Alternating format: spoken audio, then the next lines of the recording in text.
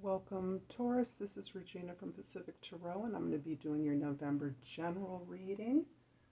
I was inspired by the new moon in Scorpio, which is today on the Pacific Rim, and it may be tomorrow for folks in other parts of the world. This new moon has a couple of planets moving signs. Mercury is entering Scorpio and is now through its shadow period, so we can begin to feel the forward momentum of, of Mercury and things moving forward, clear of the shadow stage. And Venus enters Capricorn. A couple of planets went direct, including Pluto, which is in Capricorn, Jupiter and Saturn both in Aquarius. So let's get started with the new energy of these planets moving direct and the beginning of Scorpio season. So at the bottom of the deck, Taurus, we have the Chariot card. And the Chariot card is indicating this tremendous release of energies. And this is very consistent with the new moon in Scorpio. There is an ability to say no, to practice saying no, to limit the access of others, other things, other people, other projects, other activities from our personal sphere. The ability to make the choice to limit our energies and define them so that they are serving our own rejuvenation and regeneration best. So this card has you moving freely, released. So the freedom that I'm experiencing from this particular Chariot card at this time is about an opening out, a releasing of energies that have been oppressed, repressed, or suppressed. In the first house is the Hierophant card. And the Hierophant, Taurus, is very much you looking at the conventional ways of doing things. Your approach, your desire to be practical at this time has you very much exploring not only the conventional expectations and procedures for the way things should proceed, the roles you should be playing, but it also has you questioning those roles, redefining the roles of what is best and what is expected. This also shows you allowing your spiritual connection, that connection to your higher self, to lead you where it is safe for you to ask questions and seek answers. So whether internally or externally, you are asking those who you deem to be in authority. In the second house, our possessions, our values, even our body. This has you again pausing, reconsidering, and actually very intentionally changing the way we think about things. This has you striving for a new perspective, consciously reversing the way that you have thought about your reality, thought about the things that you wanted. This is actually having you pause and understand that your ability to change the way you think about something also allows you to change the reality that is attendant to those thoughts. So this has you stepping back, pausing, reconnecting with your own authority, and works quite beautifully in some ways with this Hierophant card, where you are examining where answers are best found internally and externally. You're looking at what has been expected of you, what you have expected from the universe, and you're consciously making a shift to change that, to move in a very different direction. The third house is your communication. It's also the way you process information, and this shows me that you are focusing this tremendous exploration of expectations and responsibilities, both externally, internally, towards a rejuvenation, a self-healing, an opportunity for you to pour your expectations of excellence, of improvement, of best behavior and best practices towards yourself. This is you filling up your empty cup and making sure that your cup is indeed always full. And that means by prioritizing your self-care, prioritizing the love that you want to give, and actually re-identifying with love as the prime force in your life, love as the responsibility, the obligation that you feel to others, to loved ones in particular, but to all others, elevating the effort you make and give to the level of service. The fourth house is our home, it's our past. It can be our subconscious, the Judgment card. A beautiful card, lots of major arcana here so far. We're going to keep going, and that is the opportunity for you to make something right, to improve something significant that you encountered in an unsatisfactory way in the past. So this is showing me that you now have a very different appreciation and understanding of not only an event, a relationship, a project, something that you created in the past unsuccessfully. It seemed to have great potential at the time, but that potential was never fully met. And so you now understand this opportunity in a different way, because now you are connected in with your soul's purpose. And Taurus, if any sign is the embodiment of love, it is you. Venus is your ruler. Not only love, but the loving ability to harmonize, to balance, to give as well as receive, to even things out, to make sure that all the parts work together. This is the opportunity that you now realize that you bring to everything, and now helps you understand what you can do to improve the opportunity, particularly in your domestic space, particularly in your home. You understand your role is more than your role of responsibility and maturity, but it is your life's purpose. It is the reason you were put here on earth. And this very much attends to your family, your children, all loved ones, but that safe, intimate, protected, and nurturing space of your home. This is fundamental. It's even giving you an opportunity through some event to re-explore the terms of your family of origin, and to understand the rightness and purpose of what may have been a very troubled family past, a very difficult struggle for you within the family of origin. And now you actually understand the rightness of those experiences, those opportunities, and how much they have been transformed through your understanding into loving, positive, correct, just, and fair experiences and opportunities for you to share and receive, to improve, to grow, and to understand that not only do you have a life purpose, but so does everyone else involved. The fifth house is where we create, where we play, where we love, where we are in communion with peers. Peers can be children, they can be lovers or friends. The Three of Swords shows you really understanding and exploring your relationships, particularly those with your parents and your children.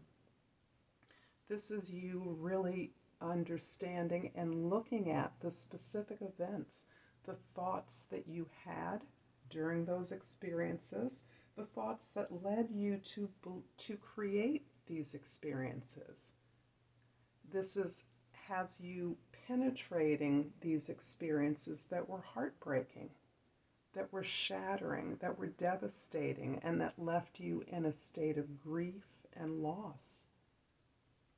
Where now you again are having the opportunity to understand as those thoughts led to these actions, so your changing thoughts, your desire to change your thoughts is liberating you so that you have the ability to understand the rightness, the love potential of your domestic space, of your family of origin, of your tribe.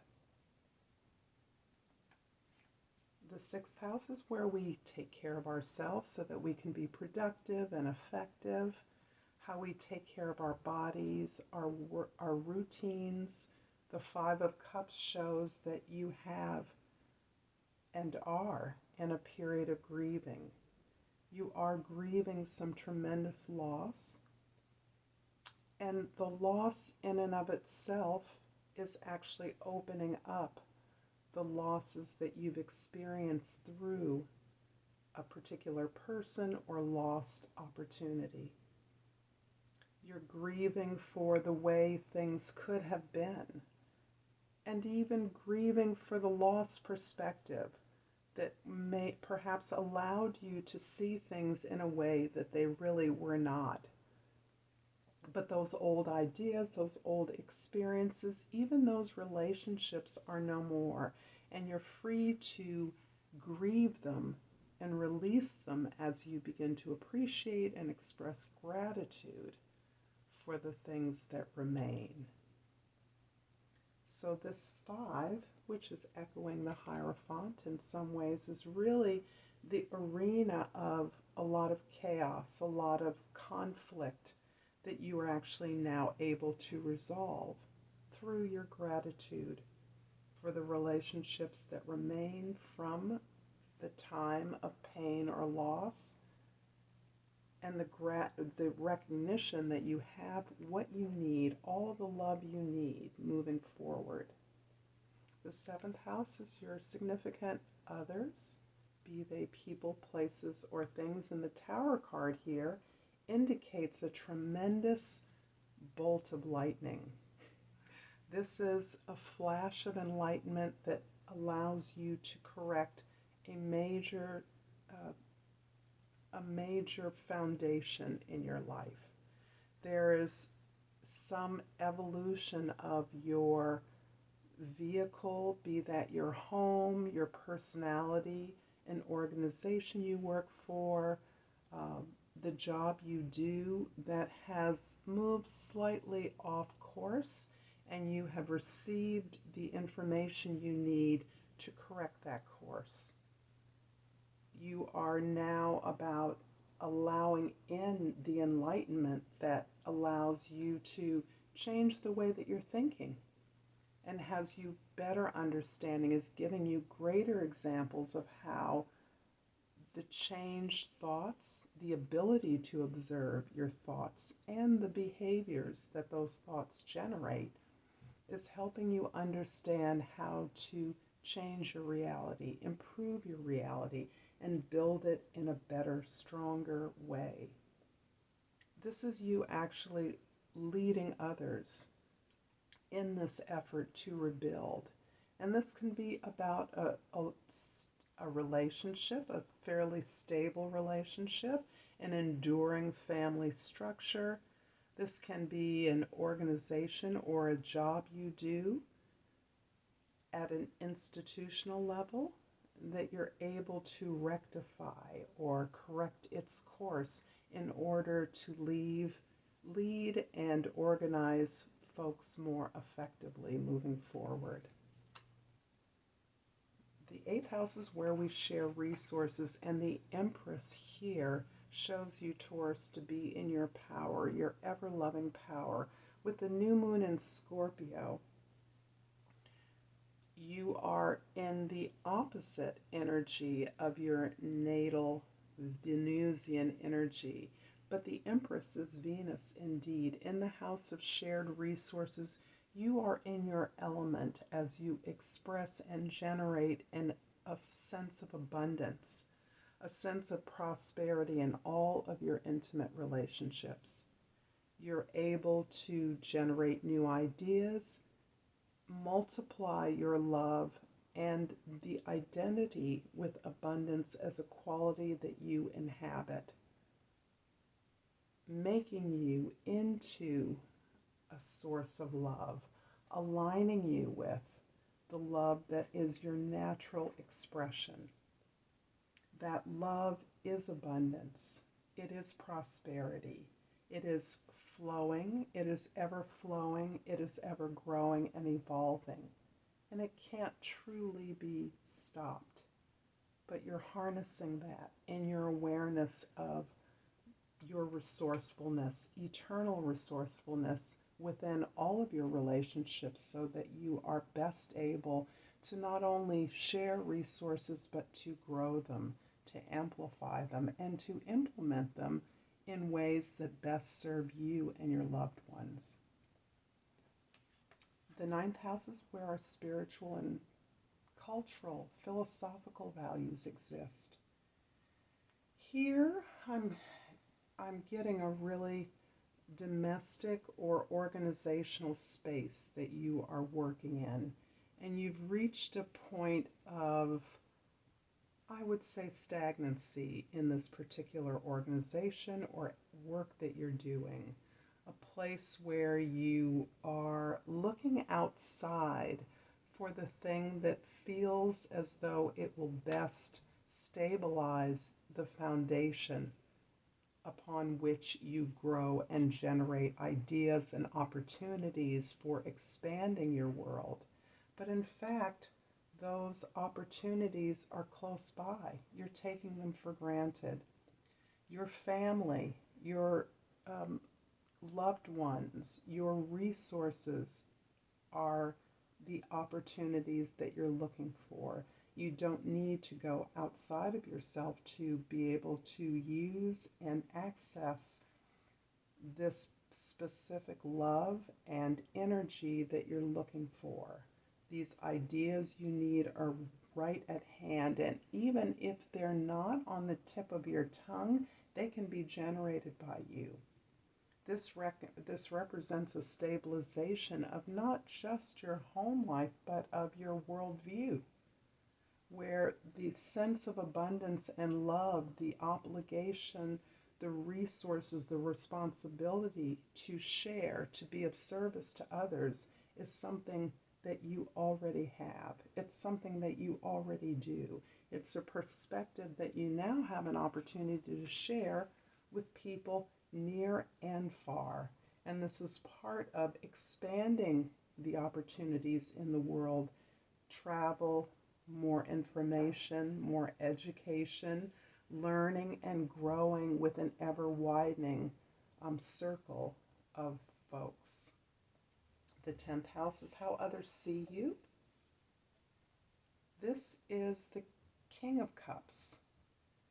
The King of Cups shows you to be fully mature, emotionally mature, seasoned, and being foundationally, stably resourceful and mature.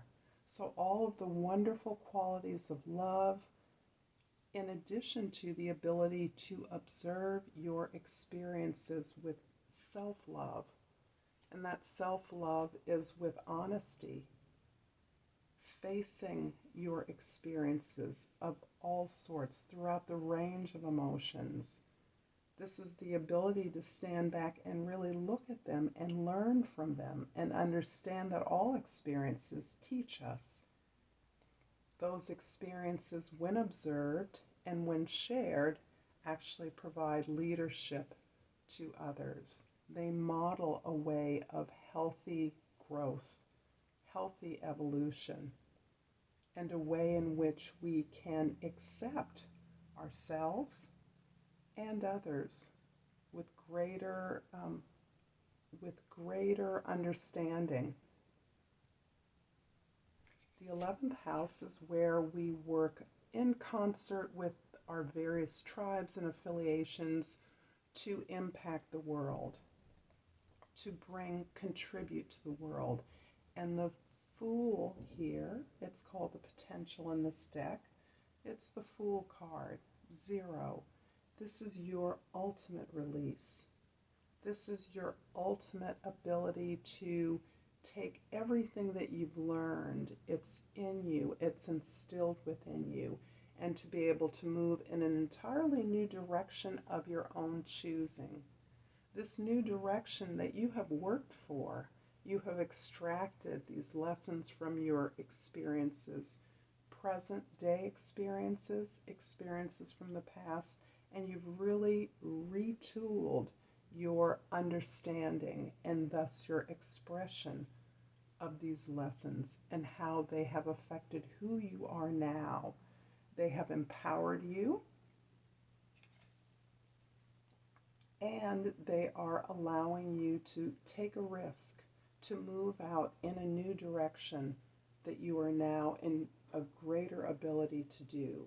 You are now heading up, leading, or speaking for groups of people in ways that you have not done so in the past. And the 12th house is where we learn all of our lessons from our experiences. And currently, the lessons that you have internalized are leading you to be fully open to receiving. In the past, you have tended to be a giver. You've tended to be looking out, nurturing, making sure that others' needs are met, making sure that no one is overlooked, that resources are given out fairly and equally. And now you have just begun to make the space in your life to be able to receive. And that receiving has started with yourself. This is where all of your resources, all of your understanding has been applied to the confrontation with the self, the healing of self, and that includes the acceptance and the forgiveness of self. That has empowered you to understand that this space is vitally, it's not only important, it's not only essential, but it is a priority. It must occur in order to be able to give to others in a way that is truly equitable, only equitable when you are receiving that energy back, when you are allowing those that you have nurtured and cared for and loved to love you back, to take care of you back. And this, for many Tauruses, may be quite the learning curve. I'm going to finish up your reading with a crystal oracle. And Taurus, what does Taurus need to know? Very succinctly. There we go. All right. Take this beautiful card with these gorgeous multicolors, and it is a Shaddachite, and the word is teacher. I have the divine wisdom of the universe within me, and I openly share it with the world. I'm going to leave it here, Taurus.